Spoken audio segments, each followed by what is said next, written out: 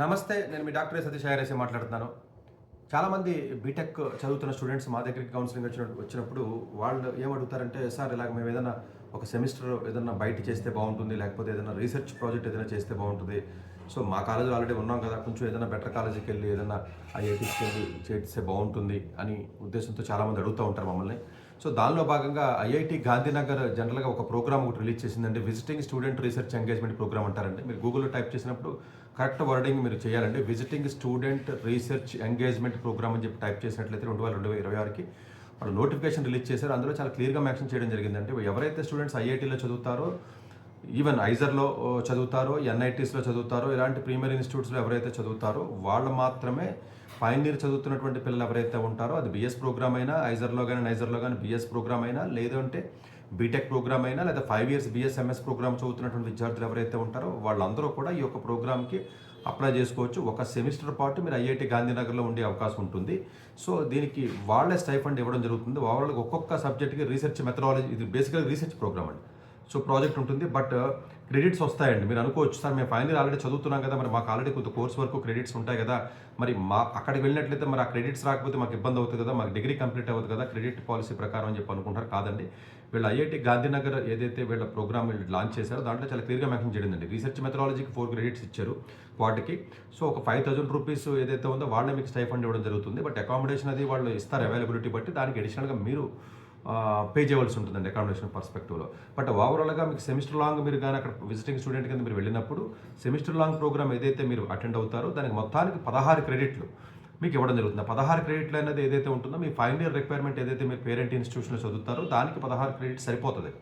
So మీరు apply చేసేటప్పుడు చాలా క్లియర్గా మీరు ఏ డిపార్ట్మెంట్కి అప్లై చేస్తారో ఆ డిపార్ట్మెంట్కి అప్లై చేయండి. వాళ్ళ స్కానర్ ఇవ్వడం జరిగిందండి. అప్లికేషన్ డెడ్ లైన్ వచ్చి 6th మే, టైం తక్కువగా ఉంది.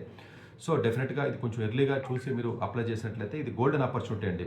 కాకపోతే ఏంటంటే కొంచెం ఎన్ఐటీస్కి లేకపోతే ఐఐటీస్లో ఉన్న చదువుతున్న స్టూడెంట్స్ ఎవరైతే ఐజర్లో కానీ ఇలాంటి స్టూడెంట్స్కి మాత్రమే అవకాశం ఉందని చెప్పి వాళ్ళు మెన్షన్ చేశారు. బట్ కొంచెం బాధాకరమైనప్పటికీ ప్రాబబ్లీ కొంచెం ఐఐటీస్ కాబట్టి వాళ్ళు మేబీ కొంచెం బెటర్ స్టూడెంట్స్ని తీసుకుంటే బాగుంటుంది. మళ్ళీ స్క్రీనింగ్ చేయడం కూడా కష్టం కదండి, ఎక్కువ అప్లికేషన్లు వస్తాయి కదా.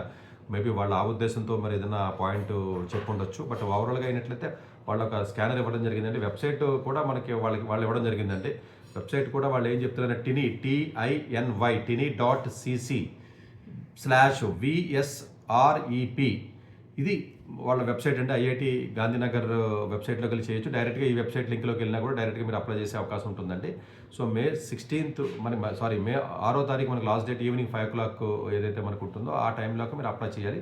ఎలిజిబిలిటీ చెప్పాను కదండి, 5 ఇయర్స్ ప్రోగ్రామ్ అయితే 5th ఇయర్, 4 ఇయర్స్ ప్రోగ్రామ్ అయితే బీటెక్ అయినా బీఎస్ అయినా కూడా చేయొచ్చు. జీపీఏ మినిమం 8 ఉండాలని చెప్తున్నారండి. ఒక 8 కంటే జీపీఏ తక్కువ ఉంటే మీరు అప్లై చేయొద్దు. సో అది చాలా ఇంపార్టెంట్ పాయింట్ అండి. సో ఐజర్స్ కానీ, ఐఐఎస్సి బెంగళూరు కానీ, ఎన్ఐటీస్ కానీ, ఐఐటీస్లో ఉన్న స్టూడెంట్స్ ఎవరైతే ఉంటారో వాళ్ళు మాత్రమే అప్లై చేయాలని కూడా చాలా క్లియర్గా చెప్తున్నారు వాళ్ళు. సో రీసెర్చ్ ఎంగేజ్మెంట్ అనేది ఏదైతే ఉంటుందో అది 4 క్రెడిట్స్ ఇవ్వడం జరుగుతుందండి. అది కాకుండా మొత్తం మీరు డ్యూరేషన్లో 497 ఏదైతే దేర్ స్టే ఉంటుందో 497 అనేది బేసికల్గా అది ఐఎన్ అండి. సో ఆ కోడ్ ఉంటుంది. సో దాంట్లో ఏదైతే ఉంటుందో, సో ఐఐటి గాంధీనగర్లో ఏదైతే క్రెడిట్ పాలసీ ఉందో అదే క్రెడిట్ పాలసీ ప్రకారం అదే గ్రేడింగ్ ఇస్తారు. మీరు మీ కాలేజీలో మీరు ఆ క్రెడిట్స్ని మీరు వ్యాలిడేట్ చేసుకోవచ్చు.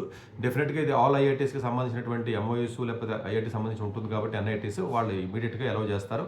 సో ఇమీడియట్గా ఈ ఆపర్చునిటీ ఏదైతే ఉంటుందో ఈ ఆపర్చునిటీ మాత్రం ప్రతి స్టూడెంట్ కూడా, ప్రతి విద్యార్థి కూడా ఎవరైతే చదువుతారో ఫైనల్ వేరే కాలేజీకి చేస్తే బెటర్ అండి. ఎక్కడో ఎన్ఐటి తాడేపూడలో ఉన్నారు, లేకపోతే ఎక్కడ ఎన్ఐటి వరంగల్లో ఉన్నారు, మేబీ ఐఐటి గాంధీనగర్కి వెళ్తే బాగుంటుంది. కాబట్టి అట్లాగే ఏదైనా అడ్వాంటేజెస్ తీసుకుని డెఫినెట్గా ఒక సెమిస్టర్ పాటు మీరు చేయండి. తర్వాత ఇంకొక సెమిస్టర్ ఎక్స్టెండ్ చేసుకునే అవకాశం ఉందని అడిగితే ఎస్ ప్రాబ్లం అది కూడా ఉంది. వాళ్ళ మీ పేరెంట్ ఇన్స్టిట్యూట్ ఒప్పుకున్నట్లయితే, అక్కడ ప్రొఫెసర్ ఒప్పుకున్నట్లయితే మీరు ఫైనల్ ఇయర్ ప్రాజెక్ట్ కూడా మీరు అక్కడ చేసే అవకాశం ఉంటుందంటే ఉంటుంది. డెఫినెట్గా ఇది గోల్డెన్ ఆపర్చునిటీ అండి ఐఐటి గాంధీనగర్లో. సో ఈ ఆపర్చునిటీ యూజ్ చేసుకోవాలని మనస్ఫూర్తిగా కోరుకుంటున్నాను. ఎవరికైనా ఫైనల్ చదివే పిల్లలు ఎవరైతే మీ ఫ్యామిలీ మెంబర్స్లో కానీ మీకు తెలిసిన పిల్లలు ఎవరైతే ఉంటారో వాళ్ళందరికీ కూడా మెసేజ్ పాస్ చేయండి.